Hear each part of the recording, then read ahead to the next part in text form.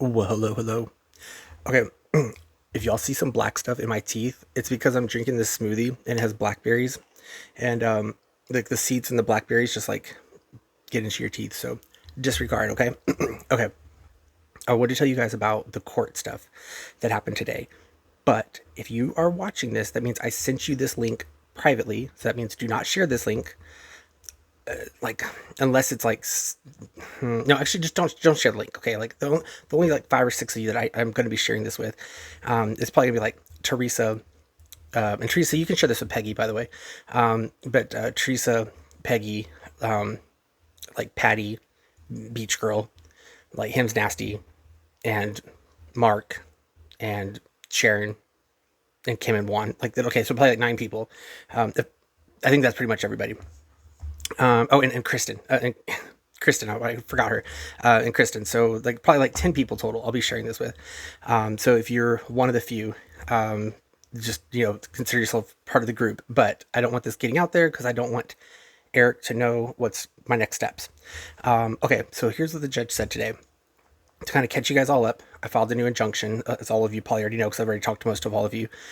So the injunction was approved. Yay, that's great. What the judge actually said was, she started the conversation. It's so funny. She started the conversation like this, and I tried to record it. I sent it to some of you guys. I tried to record it, and I didn't do it with sound again. I'm so mad. I'm so mad. Okay, so she says, okay, so she says, before I actually met with her, there was a few of you that were going to be on the order of protection with me, and I added you guys. I got your birthdays. I got your addresses. And I went through the judicial clerk who like reviewed my paperwork first before it goes in front of the judge. And she said, well, basically, she goes, who are these other people on here? And I told them, they're my witnesses from this other case. And I said, I wanted to add them on here. And I said, I took a course, like the webinar course for the court that you guys offer. And I said, and I saw that we can add people on here. She basically said, no, it doesn't work like that. Not for this kind of injunction for harassment. She's like, she goes, they would need to file their own injunction. So she goes, you'll have to remove those people off of here. And then they would have to file their own injunctions. And I was like, fine, whatever. Okay. Like, so I was like, as long as I'm trying to get this done and get this moving forward and get the ball rolling. So I had to remove the people that were on there, and then it got approved. And then, the literally the judge called me like within an hour after that. And so as I'm talking to her, the very first thing she says, she starts, she swears me in, and then we talked for like 30 minutes. Like me and her were having a good conversation. So she says to me, she goes, I recognize, or she goes, I recognize this case, or I recognize the names on here. And I was instantly thinking, yeah, I bet you do. I bet you do recognize Eric's name because his name's all over the place. And she was like, I recognize your name. And I was like, me? And I'm like, what did I do? And she's like, no, because she goes, I saw the United Healthcare on here. And she goes, and I saw United Healthcare with your name. And she goes, I remember this case. And she goes, I think I'm the one who signed the judge's order for the first one.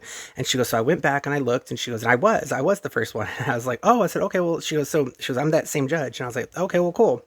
So me and her, a little chit chat, and she's like, "So what's going on? Like, why are you needing another one?" She goes, "Wasn't the last one just a few months ago?" And I told her, I said, "Well, yeah." I said it was back in September, and I said, and she goes, "Well, they're still good for a year." And she goes, "Let me go see if it's still valid." So she checks it. She said, "Okay, it's valid." She goes, "You could actually just have this one served." She goes, "I don't see that it was ever served." And she goes, "Why didn't you serve it?" And I said, "Well, because," I said, "Well, first I sent it certified mail," and I said, and of course it got rejected. He didn't want to accept it. And I said, so after that, I said, by that time, when I realized I needed to go through like a process server or like actually get served a different way, like through a sheriff or whatever, I said, we were already in front of the judge. Like I was like, well, maybe I could I'm going to be seeing him next week. I might as well just like, maybe I can serve him while I'm there in person, like at the courthouse. And then I found out you can't do that. But then the judge at the time, and I was telling her all this, I said, and the judge asked me for my court case number, and I said, I gave it to him, and I said, I saw him write it down, and I said, and I was assuming, because that was what was requested at the time, like to just merge the two together, just to like, so that way we could save time and just, I don't have to serve him. He's right here, and we're all here, and you have my case in front of you. And so I told her, I said, so that was my understanding was, my case was wrapped up in his, and so I didn't need to really serve it. And I said, but nothing has come in the last 6 months. And I said, and I haven't been able to say my piece.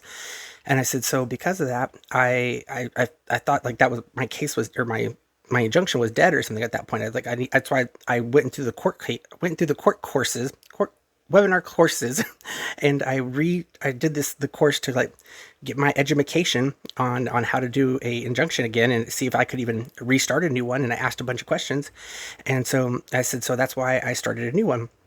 And I said, plus other things have changed since that time frame. I said other things have progressed. She said, oh, okay.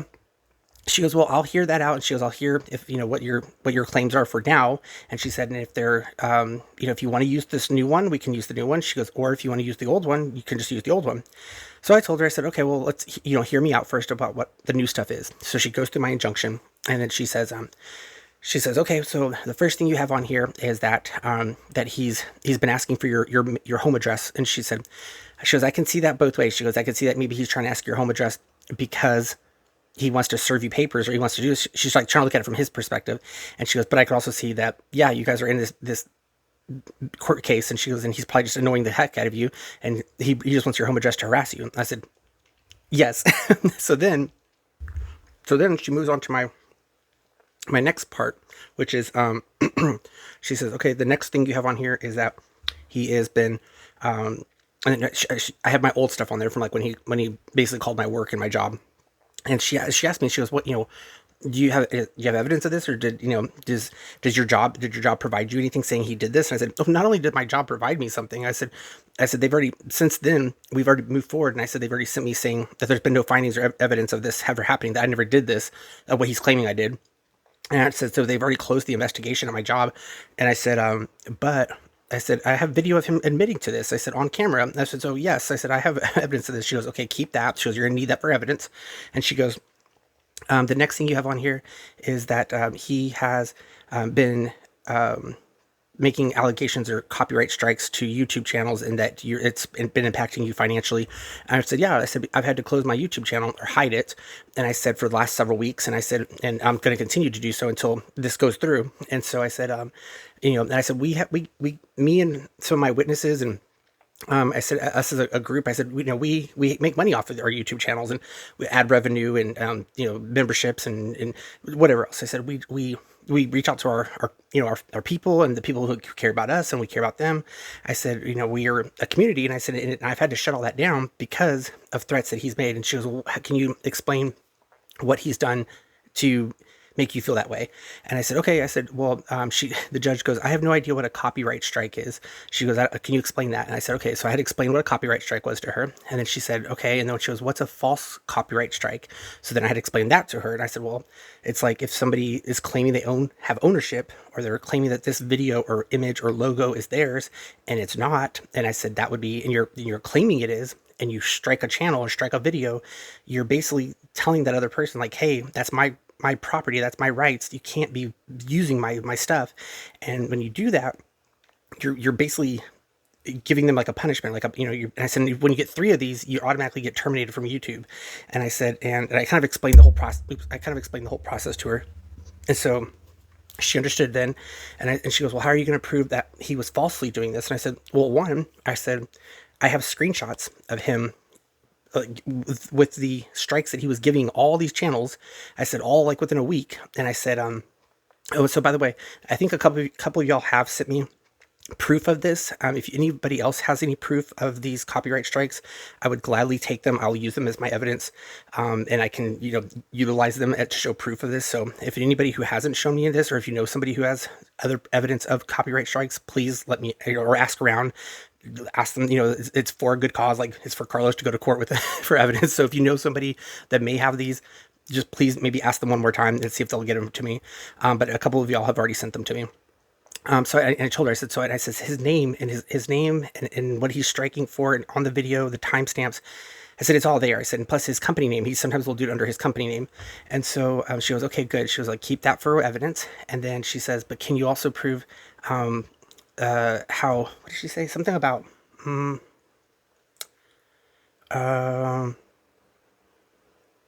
can't remember.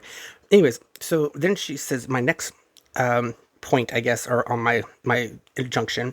She says that he's making threats to you and other people on from your witness group. I said, yeah, for days, or for months, he's been making threats against us. And I said, but the most recent, I said, he's claiming that he's going to continue to keep us in court, even because I said he recognizes that things are slowing down and that he's not getting any traction, nothing's happening.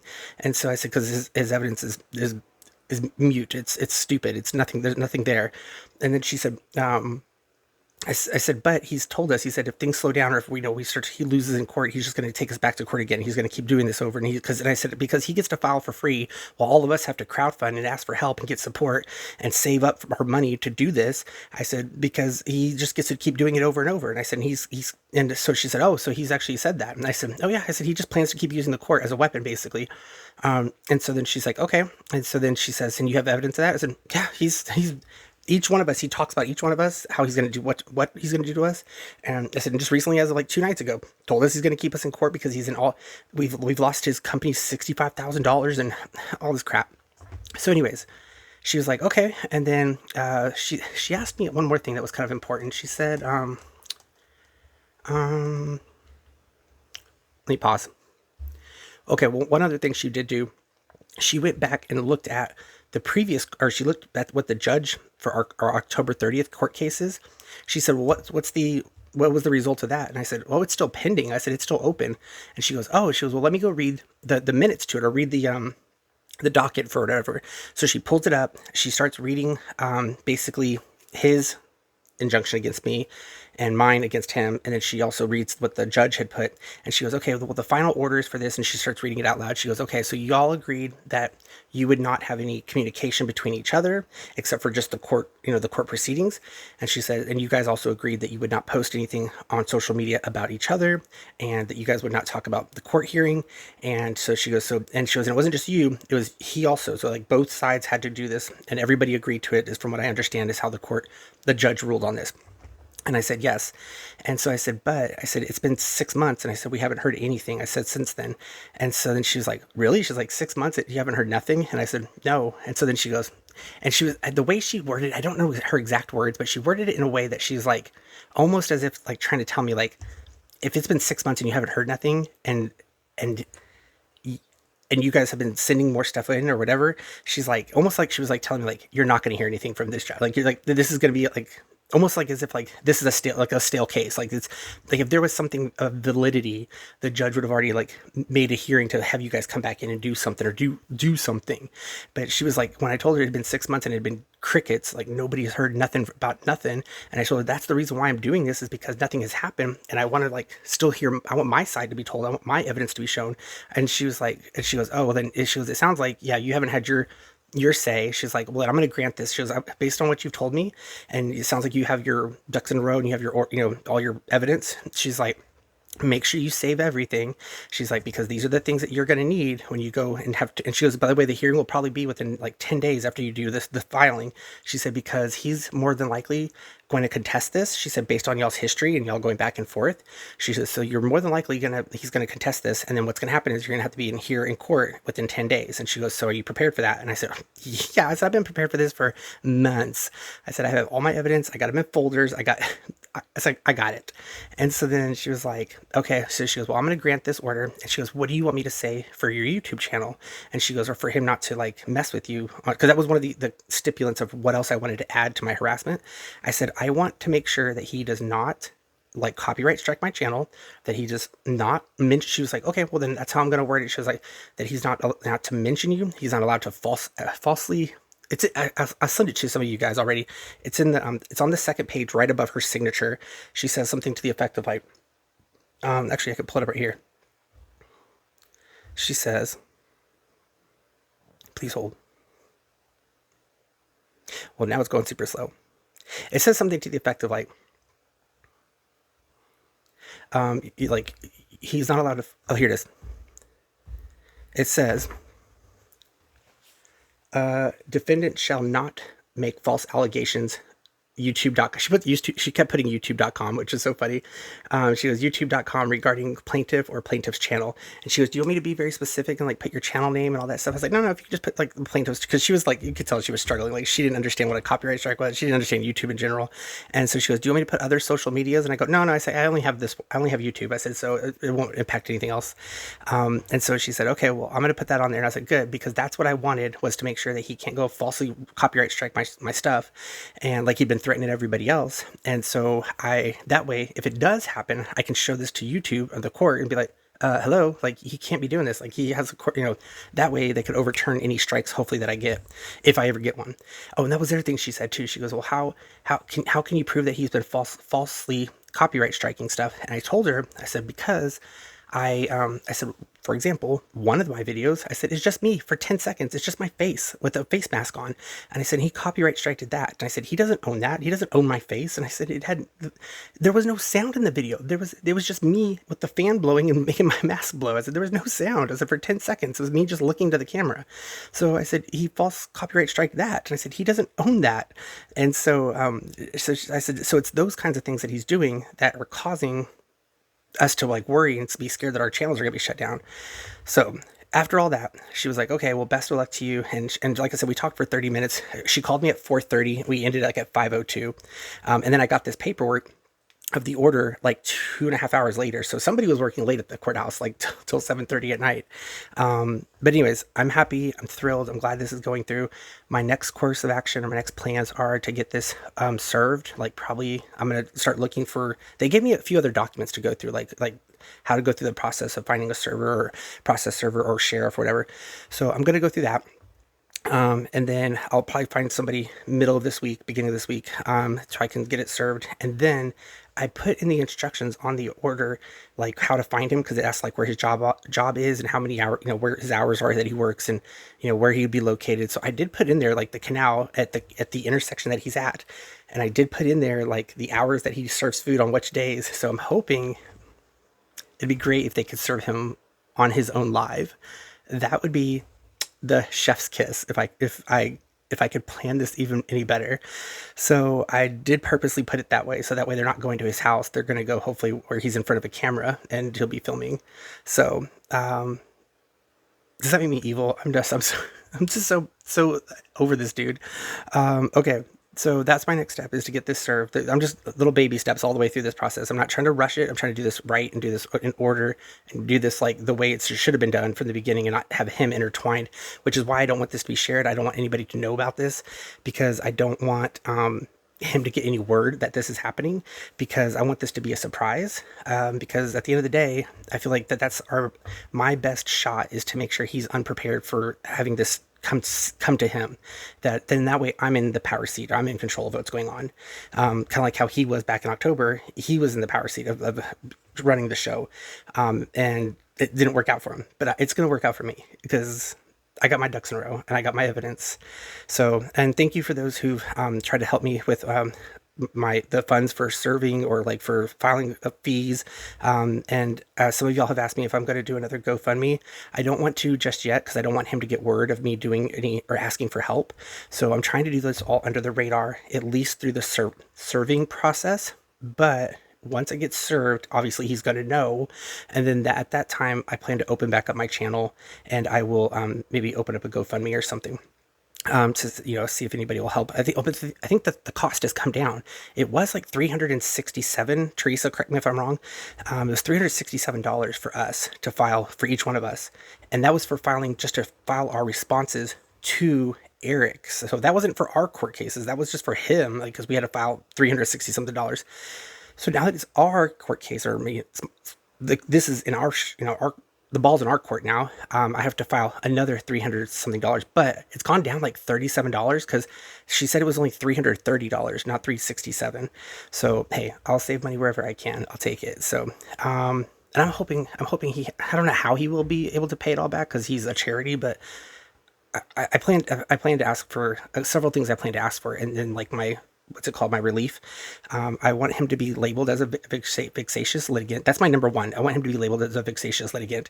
And then number two, I want all my all this court shit to be dropped, like all of it. Like this is all stupid.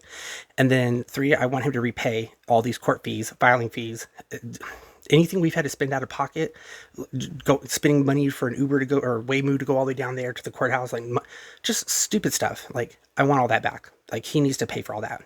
And then lastly, I just want him to shut up about Juan and Kim. It's not about me, but I really want him to shut up about them.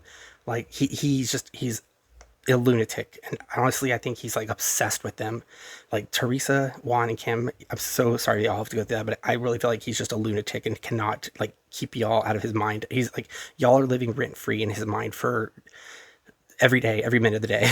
It's really sad. Okay, this is almost 20 minutes, or it is 20 minutes. I'm gonna let y'all go. But I'm going to keep this video unlisted until maybe after the court hearing, and then maybe I'll just release all these videos at the very end, the ones I've been keeping private for so long, because then I can just release them all, because it won't matter anymore, and then everybody can see the full story of everything that's happened. By the way, I'm in my closet, you can't tell, so there's clothes everywhere. Okay, bye.